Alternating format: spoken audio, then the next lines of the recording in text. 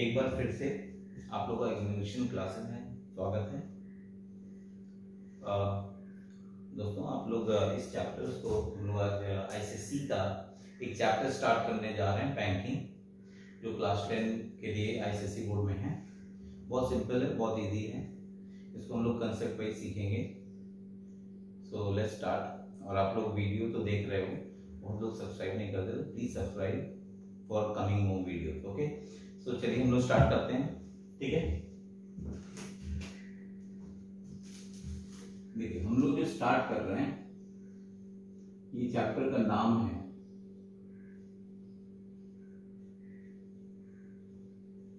Banking.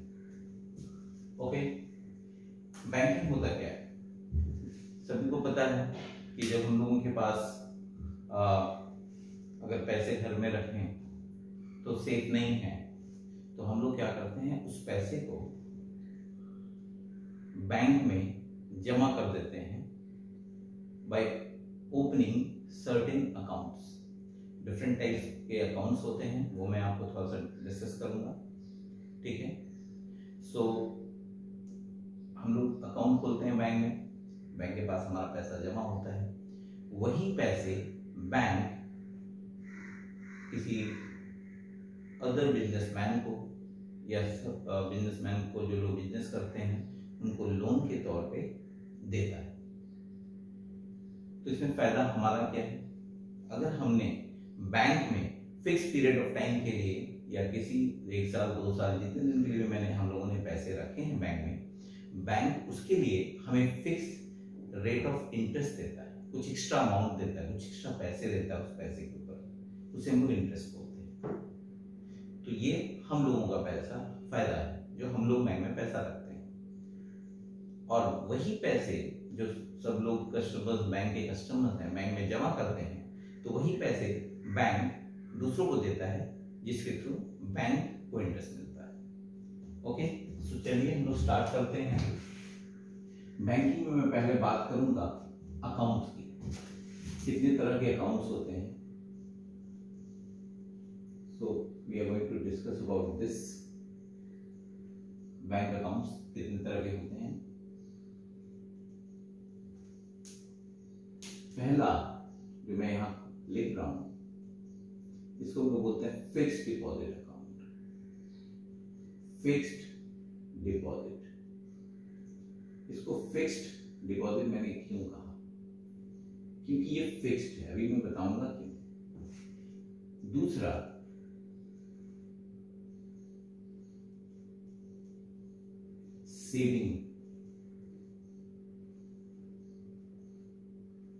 Saving account, उसके बाद recurring account,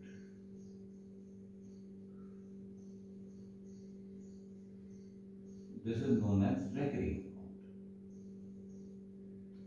उसके बाद नेक्स्ट आता है current account.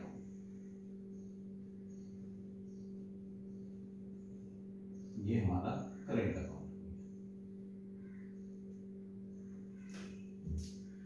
Fixed deposit account, saving account, recurring account, current account. Fixed deposit क्या होता है?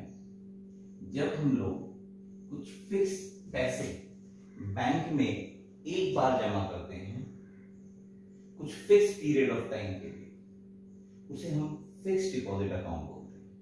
जैसे कि आपने 50,000 रुपीज 50,000 आपने जमा किया फॉर 2 years एट 7% इंटरेस्ट। तो ये आपका फिक्स्ड हो गया। हम लोग बीच में ना तो और पैसे डालते हैं, ना तो पैसों को निकालते हैं। ये हमारा हो गया फिक्स्ड डिपॉजिट अकाउंट। नेक्स्ट आता है सेविंग अकाउंट। सेविंग अकाउंट क्या होता है? सेविंग अकाउंट जो हम लोग बनाते हैं, खोलते हैं बैंक में, तो एक ऐसा अकाउंट है जो गवर्नमेंट ने मिडिल क्लास लोगों के लिए बनाया, कि जिसके पास एक बार में पैसे ना आते, वो अपनी लाइफ भर कमाता है, थोड़े थोड़े पैसे सेव करता है।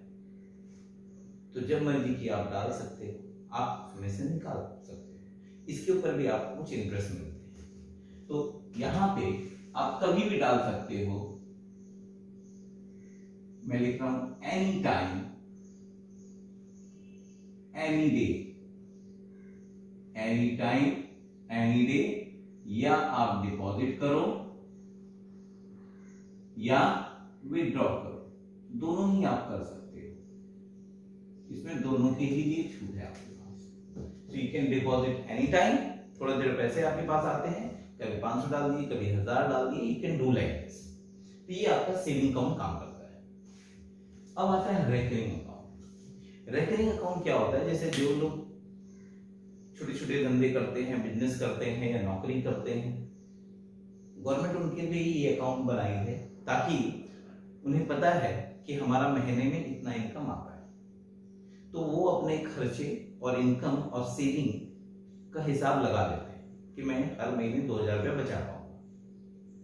तो जब आपको लगता है कि आप हर महीने 2000 रुपया बचा पाइएगा, तो हम घर में तो नहीं रखेंगे।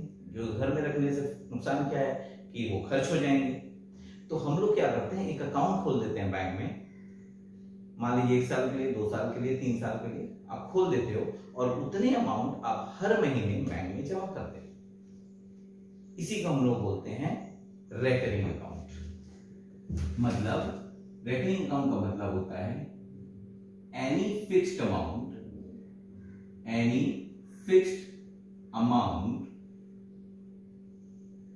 deposited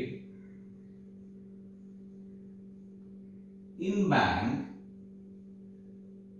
for fixed period of time, for fixed period of time, इसे हम लोग बोलते हैं रेकरिंग अकाउंट। अब करेंट अकाउंट क्या है? Current account mostly business account है, बिजनेस अकाउंट, क्योंकि करेंट अकाउंट वही लोग खोलते हैं जो लोग बिजनेस करते हैं। यहाँ पे कोई इंटरेस्ट गवर्नमेंट का देने का बात नहीं होता है। यहाँ पे आप क्या है कि आप कितने भी पैसे जब आप डाल सकते हो, निकाल सकते हो, because this is done for a purpose of carry your business, ताकि आपके बिजनेस में रोज परचेस होंगे, रोज सेल होंगे, तो आपके पैसे आते हैं, आप बैंक में डाल दीजिए। आपको जरूरत है निकाल लीजिए, कितने बार भी डालिए निकालिए, कोई रिस्ट्रिक्शंस नहीं होते। तो ये आपके करंट अकाउंट होते हैं। ठीक है, ये आपको समझ में आया होगा। अब हम लोग बात करेंगे, लेकिन हम लोग इस चैप्टर में सीखने वाले हैं, हम लोग सीखने वाले हैं इस चैप्टर के बारे में। We are going to learn this topic, recurring account. ठीक है, तो ये आपको शायद आप लोगों को क्लियर हुआ होगा यहाँ तक, राइट? चलिए अभी मैं इसको एक एग्जांपल के थ्रू समझाऊंगा, so you can easily take it on this. Okay, so let's start with this. I'm rubbing it out. तो आपको समझ में आएगा फिक्स्ड डिपॉजिट क्या होता है, सेविंग अकाउंट क्या होता है, रेकरिंग अकाउंट क्या होता है, करंट अकाउंट क्या होता है। ओके, चलिए, और हम लोग इस टॉपिक में सीखेंगे ये रेकरिंग अकाउंट को ही सीखेंगे।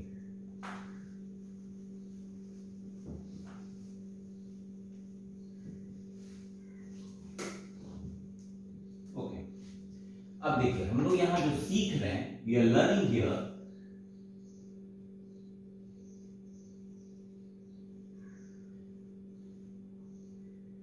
Recurring account. ठीक है, अब ये मैं आपको थोड़ा सा और इजी करके बताता हूं। जैसे मान लीजिए रेकरिंग अकाउंट का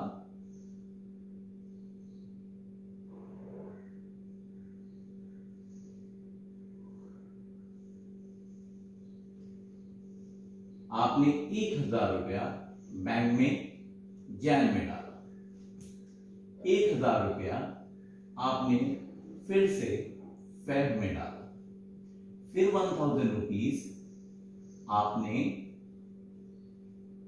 मार्च में डाला। In the same way again आप 1000 रुपीज अप्रैल में डाल रहे हैं, फिर आपने 1000 रुपीज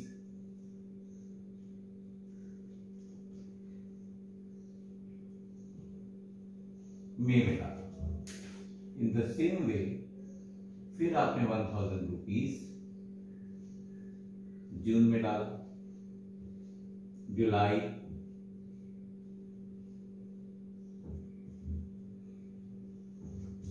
अगस्त, सितंबर, अक्टूबर,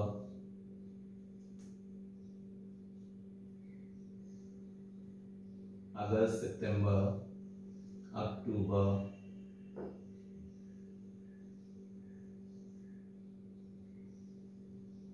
नवंबर, और लास्ट में आपने 1000 रुपए दिसंबर में। अब देखिए, आप एक फिक्स्ड अमाउंट को हर महीने आप बैंक में डाल रहे हैं, 1000, 1000, 1000, 1000, पूरे कितने महीने हुए? 1 साल के लिए। तो आपको पता है कि जो पूरा पीरियड हुआ यहां से यहां तक पूरे 12 मंथ हुए, you can say that, yes Anu. तो जब आप क्वेश्चन करोगे तो ये आपको मंथ में नहीं बोलेगा, वो बोल देगा 1 साल, 2 साल, 2.5 साल। तो जब आपको बोलेगा 1 साल, तो आपको ये 1 साल का पीरियड दिख रहा है।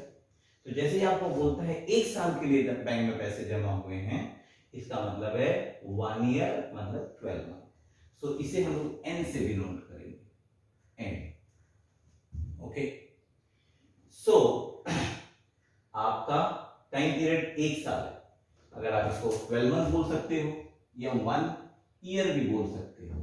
तो आपने एक फिक्स अमाउंट को 1 ईयर के लिए जमा किया रेकरिंग अकाउंट में, तो 1 साल जो होता है वो 12 मंथ के बराबर होता है।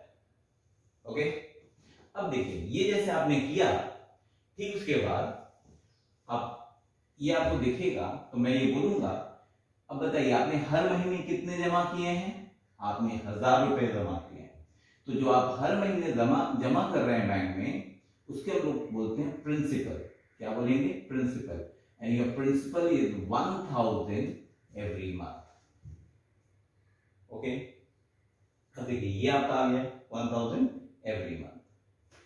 अगर मैं पूछूं कितने टाइम पीरियड के लिए आपने जमा किया है, तो बच्चा आपको 1 ईयर दिया हुआ है, तो 1 ईयर को आप 1 into 12 करोगे और ये आपके 12 मंथ हो जाएंगे। तो आपने 12 मंथ के लिए किया है।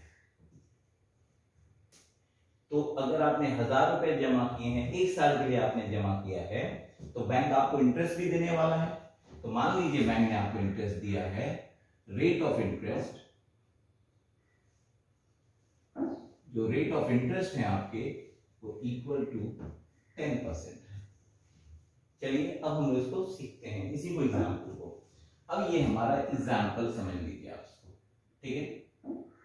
This is our example 1। और बहुत सारे, हम सारे जितने भी टाइप्स होते हैं इस टॉपिक में, मैं आपको 5 या 6 सम्स में कर पूरी टाइप सिखा दूंगा, ताकि आपको किसी भी सम में कोई इश्यूज नहीं आएगा। आप इस सम्स को समझिएगा, then you can easily do it. अब देखिए, आपको मालूम है, इसको एग्जाम्पल मैंने बना लिया कि मान लीजिए मिस्टर ए ने 1000 रुपीज करके डिपॉजिट किया है 1 साल के लिए, दैट इज 12 मंथ। जब उन्हें इंटरेस्ट मिलेगा बैंक से 10% के हिसाब से, and principal amount every month 1000, जो कि हमेशा बराबर होता है, चेंज नहीं होता है। देखिए हर महीने में चेंज नहीं है, बराबर सेम। ओके, अब आपको निकालना क्या है? इंटरेस्ट निकालना है। सबसे पहले हम लोग सीखेंगे इंटरेस्ट कैसे कैलकुलेट करते हैं। तो देखो, आपने जब इंटरेस्ट निकालना है, इंटरेस्ट का फॉर्मूला क्या है? P into n plus 1 divide by 2 into R by 100 into 1/12। ये आपके फॉर्मूलाज हैं जो अभी हम लोग इंटरेस्ट निकालने के लिए यूज करेंगे। अब देखिए, आपको फॉर्मूला अच्छे से समझ में आ रहे होंगे, बिकॉज यू ऑल नो कि आपका P का मतलब क्या है, आपके N का मतलब क्या है, आपके R का मतलब क्या है, तो आप सभी को पता है।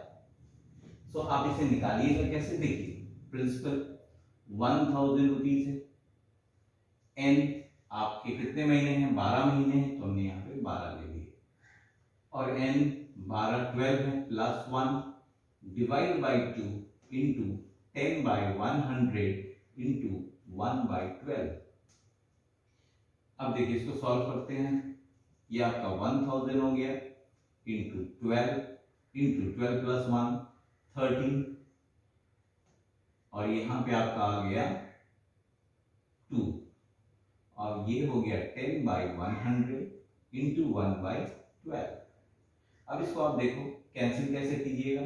ये 12 कैंसिल हो गया, दिस 2 0, दिस 0 गेट कैंसिल, और ये आपका ये 2 है ना, तो दिस 2 एंड 10 गेट कैंसिल, तो 5 बचा। अब आपको देखना है 5 इंटू बचा क्या है 13 इंटू 10। देखिए यहाँ पे सिर्फ 5 बचा, ये 12 पूरा कैंसिल हो गया, यहाँ 13 बचा, यहाँ पे सिर्फ 10 बचा इंटू 1, तो 1 लिखने की दरकार नहीं है, और नीचे के सारे अमाउंट कैंसिल हो गए। अब आप इसे अगर कैलकुलेट करेंगे तो कितना होगा, दिस विल बी 650। तो ये आपका इंटरेस्ट का अमाउंट हो गया। तो इजीली आपको समझ में आ गया कि इंटरेस्ट का अमाउंट हमारा कितना होगा। अब पूछा जाएगा कि 1 साल के लिए हमने इस पैसे को बैंक में जमा किए हैं, तो ऑब्वियस सा बात है मुझे 1 साल बाद बैंक मुझे पूरे पैसे देगा। अब यहाँ पूरे का मतलब क्या होता है, पूरे का मतलब होता है इस 12 महीने में जो पैसे हमने बैंक में जमा किए हैं वो मिलेगा, प्लस बैंक हमें एक्स्ट्रा अमाउंट देगा जिसे इंटरेस्ट बोला जाएगा, वो है 650। तो हमें जो एक्स्ट्रा तो जो मिलेगा, जो हमने जमा किया वो मिलेगा प्लस इंटरेस्ट मिलेगा, तो उसे हम लोग क्या बोलते हैं, we call it maturity amount.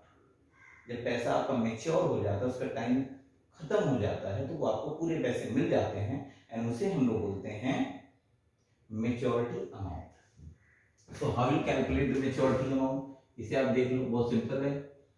Maturity amount, maturity amount आप कैसे निकालोगे, P into N plus interest. Principal आपके 1000 है, बहुत सिंपल है। कितने महीने तक आपने जमा किया था, 12 मंथ के लिए, और आपको एक्स्ट्रा कितना मिला, 650 रुपीज मिला, तो आप इसे 650 यहाँ पे ऐड कर दोगे। तो अब आप बोल सकते हो ना, 12 मंथ में आपने 12,000 जमा किए थे और आपको 650 रुपए एक्स्ट्रा मिले हैं, तो आपको टोटल मिला कितना, 12,650 rupees. So I hope everybody understood this. यहां तक क्लियर है सभी को। So बहुत सिंपल है। अब हम लोग दूसरे एग्जाम्पल में जाएंगे। तो ये हमारा एग्जाम्पल 1 भी बोल सकते हो आप, या आप इसे केस भी बोल सकते हो, बिकॉज मैंने कहा आपको मैं टाइप्स बता दूंगा, तो आपके सारे जितने भी सम्स आपके बुक में हैं, अगर आप टाइप्स कर लेते हैं तो सारे सम्स इसी बेसिस पे सॉल्व हो जाएंगे। Okay, so now we move to the next sum, next example, actually next case I can say that. तो यहाँ पे बाकी सभी को समझ में आ गया होगा, I hope so. So let's move to the new case.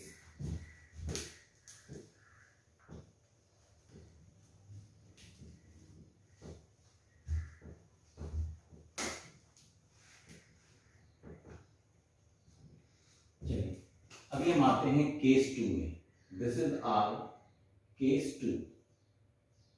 Okay, हो सकता है मैं आज आपको केस 2 तक या 3 तक ही बता पाऊं। चलिए, यहाँ पे केस 2 में मैंने लिखा एग्जाम्पल 2, क्योंकि हमारा, चलिए केस 2 का एग्जाम्पल 1, अब मैं इसे थोड़ा लिख दे रहा हूं। Mister A deposited rupees 1000 per month in a recurring deposit account. Mr. A deposited rupees 1000 per month in a recurring deposit account. Question को समझना, देखिए आप लोगों को सम्स सॉल्यूशन समझना बाद में, पहला आपको कोशिश होना चाहिए कि क्वेश्चंस में क्या बोला गया है, वो चीज आपको बहुत ज्यादा क्लियर होना चाहिए। तो मैंने कहा mister A deposited 1000 per month in A recurring deposit account for period of 1 year at certain rate of interest and received maturity amount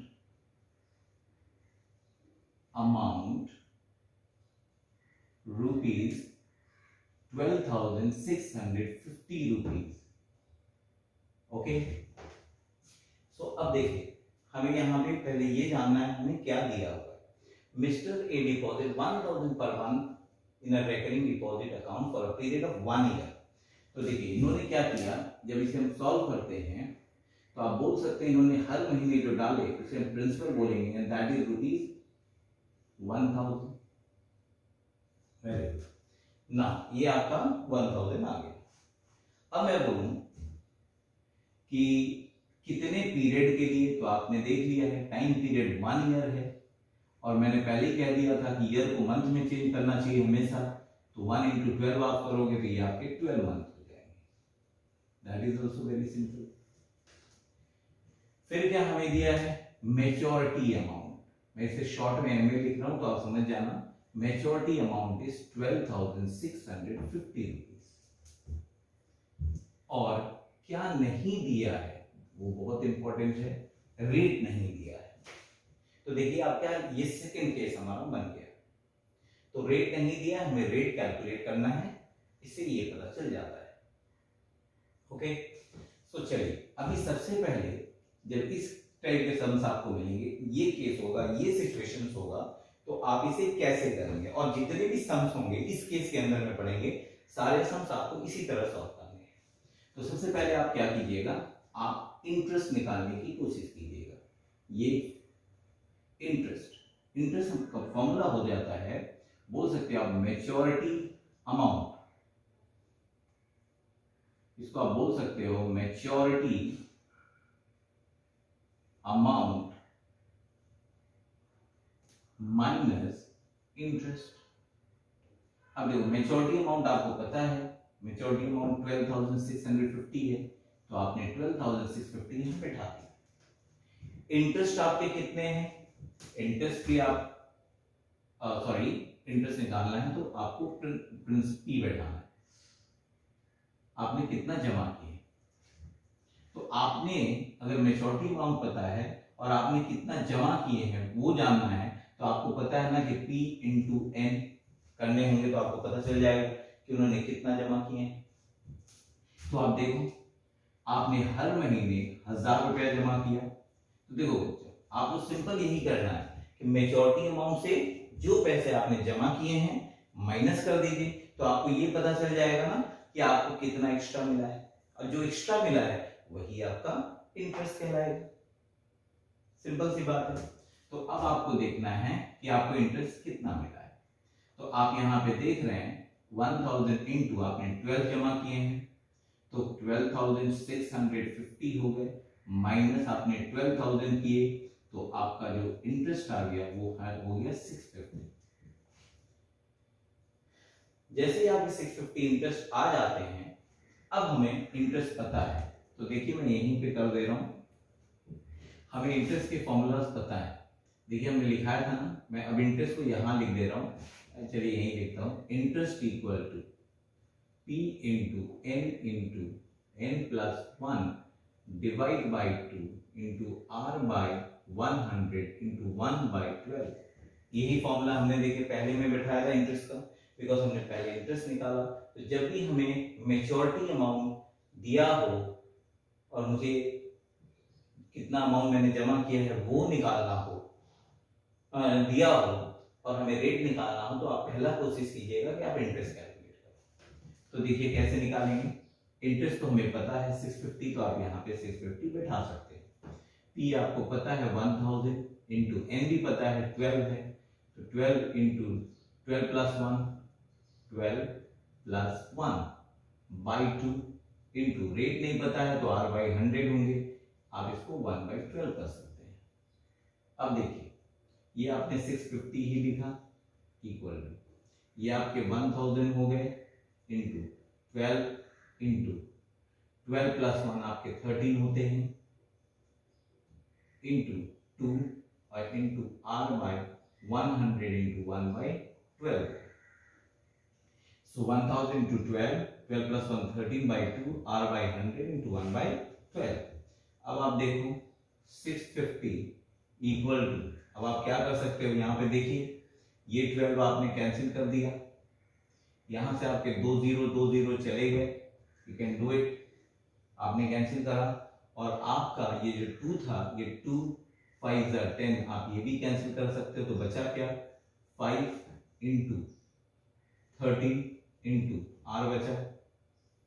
सो इसे फर्दर सॉल्व करते हैं, 650 equal to 13 into 5 is equal to 65, R हो गया आपका, और अब equal to are आपको निकालने हैं, तो 650 आपको पता है ना कि जब नंबर्स को मल्टीप्लाई करते हैं हम लोग किसी वेरिएबल के साथ, तो जब इसको हम लोग साइड चेंज करते हैं तो this will come at the bottom, तो ये 65 नीचे आ जाएगा, तो जैसे आप यहाँ पे 65 लिखिएगा, आपको पता है ये 65 कट के 1 आएगा, तो देखिए आपका आर का जो वैल्यू बचा 10 बचा, so your rate of interest is 10%.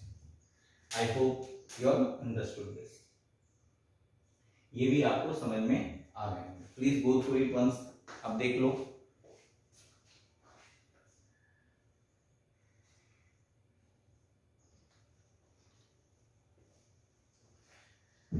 तो बच्चों आपको ये समझ में आया होगा, और आज के लिए मैं इतना ही करूंगा बिकॉज मैं ज़्यादा लंबा वीडियो नहीं करना चाहता। ये हमारा जो वीडियो है ये मैं बैंकिंग की पार्ट 1 कर दूंगा, इसके बाद हमारा नेक्स्ट वीडियो पार्ट 2 आएगा, इसका और फर्दर एग्जांपल समझाएंगे, तो आप इसको आराम से सीख जाओगे by the second third video तक, और I hope you like it. अगर आपको लगता है कि अच्छा है तो आप इसे सब्सक्राइब कीजिए, और ताकि फर्दर जो भी हो नोटिफिकेशन आपको आते रहें, बेल आइकन, और आप कमेंट कीजिए कि आपको और क्या चाहिए इस टॉपिक में, आपके डाउट्स क्या हैं। तो वीडियो बनाने का मोटिव मेरा ये नहीं है कि मुझे बाकी मेरा मोटिव सिर्फ क्या है कि ये नॉलेज मैं इम्पार्ट कर सकूं बाकी लोगों को भी, और जो बच्चों को जिनको प्रॉब्लम्स होते हैं इस टॉपिक्स में, या बहुत सारी टॉपिक्स हैं मैं बनाऊंगा, तो वो सारे सॉल्व हो जाए। शॉर्ट में आपको कराऊंगा कि कुछ सम करके ही आप पूरे चैप्टर को कैसे सीख सकते हो। हम आपको 50 सम 20 सम नहीं कराएंगे, हम आपको लिमिटेड सम कराएंगे, बट केस वाइज करा देंगे, ताकि उस केसेस के अंदर में आपके सारे सम सॉल्व हो जाए। Okay, thank you so much everybody, and wait for our next video. Thank you, and please post your comment.